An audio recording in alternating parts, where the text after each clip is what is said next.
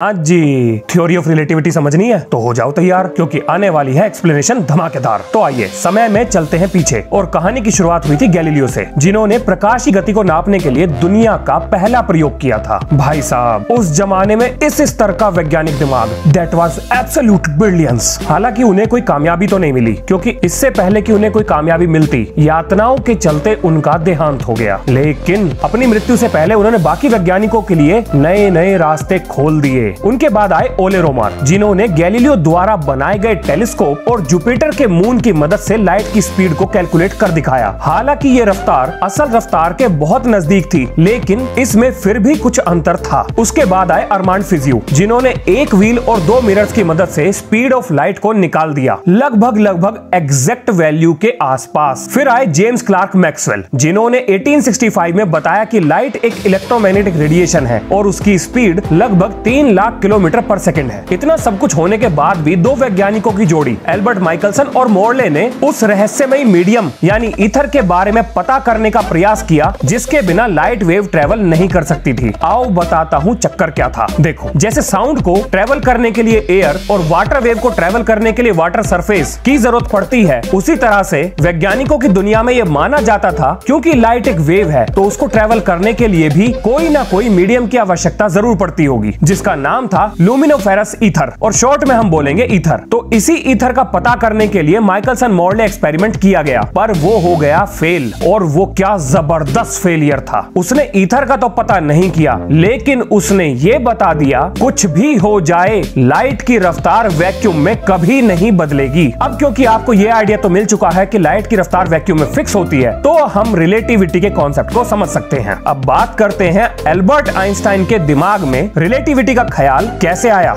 लेकिन उससे भी पहले आपके लिए यह जानना जरूरी है कि न्यूटन चचा ने क्या कहा था। न्यूटन ने बोला था कि टाइम एब्सोल्यूट है, यानी पूरे ब्रह्मांड में समय एक ही गति से चलेगा, और एल्बर्ट आइंस्टाइन को यह बात हजम नहीं हो रही थी। यहाँ मैं एक बात क्लियर कर दूं कि वो न्यूटन था और ये एल्बर्ट आइंस्टाइन। अगर ये हरकत मेरे जमाने में मेरे द्वारा की जाती तो हमारे फिजिक्स टीचर द्वारा मेरी गुद्दी लाल कर दी जाती। अब देखो आइंस्टाइन के दिमाग में आया हुआ एक एग्जाम्पल, एक उदाहरण से समझो। अगर कोई बॉल डीप स्पेस में चली जाए जहां पर कुछ भी ना हो, तो आप कैसे बताएं कि वो बॉल चल रही है या रुकी हुई है। अगर मैं आपसे ये कहूं कि मैं आपसे तेज मोटरसाइकिल चला रहा हूं, तो इसका मतलब ये हुआ कि मैंने अपनी गति को आपकी गति से रिलेट किया, यानी वेलोसिटी रिलेटिव होती है। पर डीप स्पेस में बॉल की स्पीड को आप किससे रिलेट करेंगे? वहां तो कुछ है ही नहीं, और बिना रिलेट करे आप कैसे बताएंगे कि वो बॉल अपनी जगह से हिल भी रही है या नहीं? और क्योंकि वेलोसिटी डिस्टेंस और टाइम पर निर्भर करती है, तो क्या डिस्टेंस की तरह टाइम भी रिलेटिव हो सकता है? क्या न्यूटन गलत हो सकता है? क्या टाइम एब्सोल्यूट नहीं है? बस यही सवाल आइंस्टाइन को परेशान कर रहे थे। चलो एक मजेदार एग्जांपल सुनो। अगर आप ट्रेन में खिड़की वाली सीट पर बैठे हो और तभी आपके विपरीत दिशा में एक और ट्रेन गुजरे, तो आपको ऐसा लगेगा कि आपकी ट्रेन एक जगह रुक गई है। बात तो सही है, पर ऐसा क्यों? यही तो आज मिलेंगे सभी सवालों के जवाब। आइंस्टाइन की दो थ्योरीज में स्पेशल थ्योरी ऑफ रिलेटिविटी पहले आई, तो सबसे पहले हम उसी को डिस्कस करेंगे। आइए समझते हैं आइंस्टाइन के दिमाग में चल क्या रहा था। लेकिन उससे भी पहले कुछ चीजें आपको पता होनी चाहिए। थॉमस यंग द्वारा किए गए डबल स्लिट एक्सपेरिमेंट ने यह साबित कर दिया कि लाइट के पास वेव नेचर होता है। ना ये ना चलेगा सर। पिछली वीडियो में तो आपने ये बोला था कि मैक्सवेल ने साबित किया था कि लाइट का वेव नेचर होता है। देखो बच्चा, लाइट का wave nature young double slit experiment से साबित हुआ था, लेकिन वो वेव एक इलेक्ट्रोमैग्नेटिक वेव है। ये जेम्स क्लार्क मैक्सवेल ने साबित किया था। जेम्स क्लार्क मैक्सवेल ने यह साबित कर दिखाया कि लाइट एक इलेक्ट्रोमैग्नेटिक रेडिएशन है जो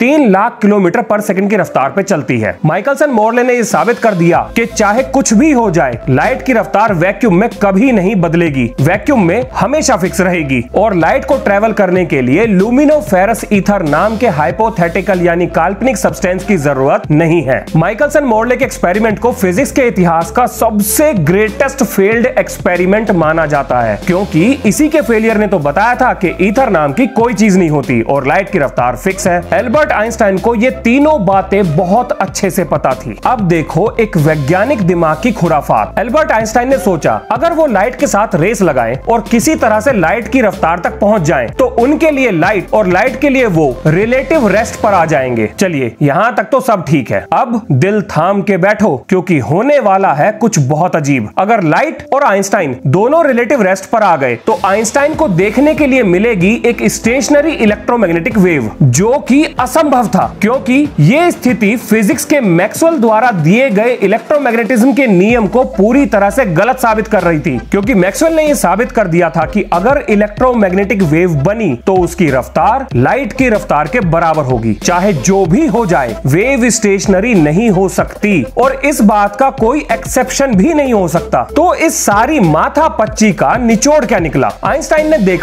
कि फिजिक्स के नियम लाइट के लिए अलग तरह से काम कर रहे थे और बाकी पूरी दुनिया के लिए अलग तरीके से। पर ऐसा कैसे हो सकता है? तब आइंस्टाइन ने यह मान लिया कि लाइट की रफ्तार को अचीव नहीं किया जा सकता। सिर्फ इसी तरीके से फिजिक्स के नियम को बचाया जा सकता है। लेवल देख रहे हो बंदे का? मतलब पूरी फिजिक्स को खतरे में डाल दिया था सिर्फ एक ख्याली एक्सपेरिमेंट से। अगर ये ख्याली एक्सपेरिमेंट मेरे दिमाग में आया होता और इसको मैंने अपने फिजिक्स टीचर के साथ डिस्कस किया होता तो प्रिंसिपल के सामने जो वो डायलॉग बोलते वो होता ये, बातें कर होता है, अश्लील है ये लोना। और अपनी तारीफ सुनने के बाद मैं इमेजिनेशन छोड़ देता। पर इस चैनल पे इमेजिनेशन पे कोई बैन नहीं है, जो चाहे सोचो। वापस चलते हैं आइंस्टाइन के ख्याली पुलाव पर यहाँ पर जन्म हुआ एक भयंकर समस्या का। अगर लाइट की रफ्तार फिक्स है और फिजिक्स के नियम भी सही है, तो तब क्या होगा जब लाइट को मूविंग और स्टेशनरी ऑब्जेक्ट से छोड़ा जाए? क्योंकि फिजिक्स के नियम के हिसाब से मूविंग ऑब्जेक्ट से छोड़ी गई लाइट की रफ्तार बढ़ जानी चाहिए। एक उदाहरण से समझो, अगर 50 किलोमीटर की रफ्तार पर चलती हुई ट्रेन में मैं अगर उसी ट्रेन के अंदर 10 किलोमीटर की रफ्तार से ट्रेन के चलने की दिशा में चल रहा हूं, तो बाहर खड़े व्यक्ति को मेरी रफ्तार 60 किलोमीटर प्रति घंटा दिखाई देगी। तो ये चीज लाइट के साथ भी होनी चाहिए। चलती हुई ट्रेन से निकलने वाली लाइट की रफ्तार एक्चुअल लाइट की रफ्तार से तेज हो जानी चाहिए। लेकिन इतने सारे महान वैज्ञानिकों ने यह साबित कर दिया था कि लाइट की रफ्तार तो फिक्स है। अरे रे ये चल क्या रहा है? लगता है ऊपर वाला अपनी फिरकी ले रहा है। देखो, तब आइंस्टाइन ने सोचा कि ऐसा तभी हो सकता है अगर समय अलग अलग लोगों के लिए अलग अलग तरीके से चले